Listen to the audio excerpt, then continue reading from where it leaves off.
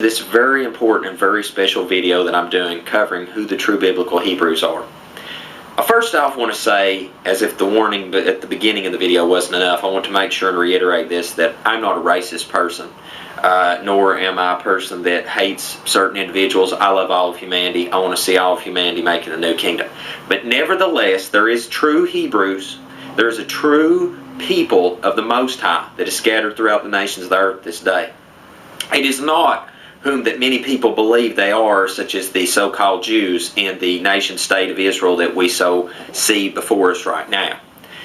I would interject that the true biblical Hebrews are the so-called African-American people that are scattered abroad throughout the world.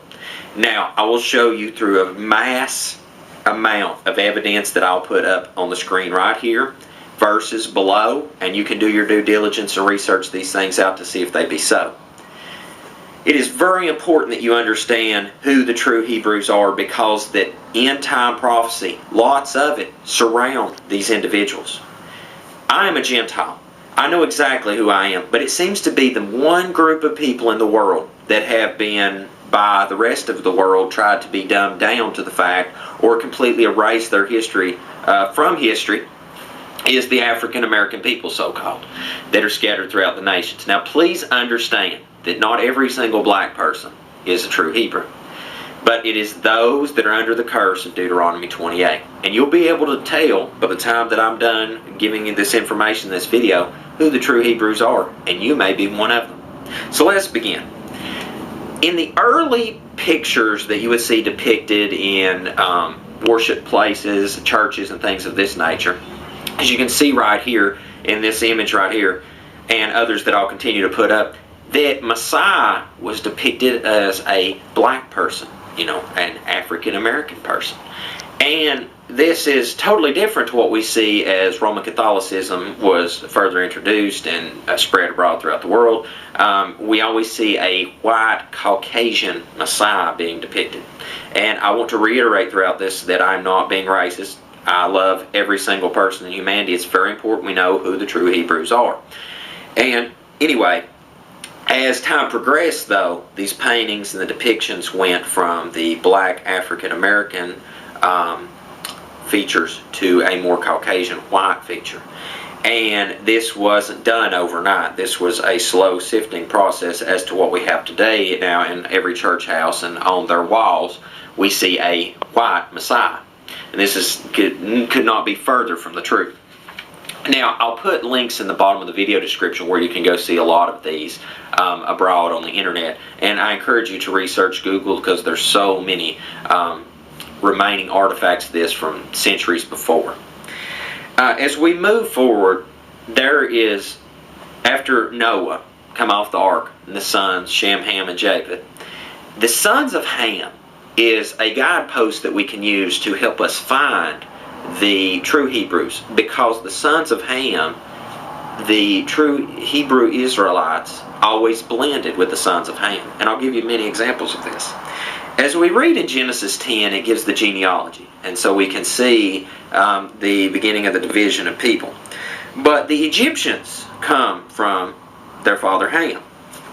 In Palestine, if you look at some of the people that are descendants from long ago, they're black.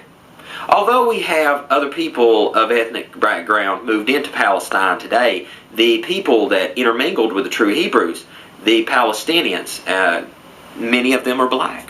And that is from generations back. Not only this, but the scripture states that in Amos 9 and 7 that the Hebrews are like the Ethiopian to him. If we look in Ethiopia, I'd find that most people have no problem understanding that the people there are of black African nature. Now, the sons of Ham, though, as we find in the scripture, we can see that Joseph blended with the sons of Ham, because whenever his other brothers came to receive goods and merchandise to take back to help their family, they did not know that it was him.